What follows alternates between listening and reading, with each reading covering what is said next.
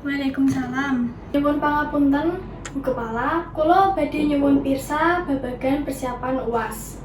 Inggih Bu Guru, kados pundi persiapanipun? Kula sampun nyiapaken materi lan jadwal ujian, nanging tasih bingung babagan pengawasan. Pengawasan punika penting. Sampun dipuntentuaken pengawasanipun. Mboten tasih, Bu. Kula nyuwun saran saking panjenengan. Saran kula pilih pengawas saking guru ingkang sampun berpengalaman. Inggih, Bu, menawi kados mekaten kula badhe nyuwun izin dhateng guru-guru. Mugi para guru saged paring izin menawi wonten kekirangan lapor dhateng kula.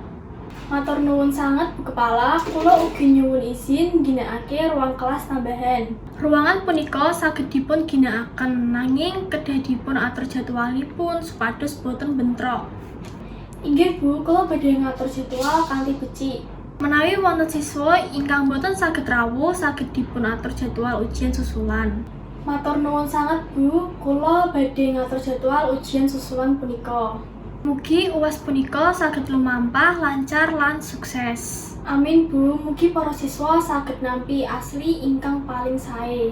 Yen wonten masalah, monggo lapor dhateng kula.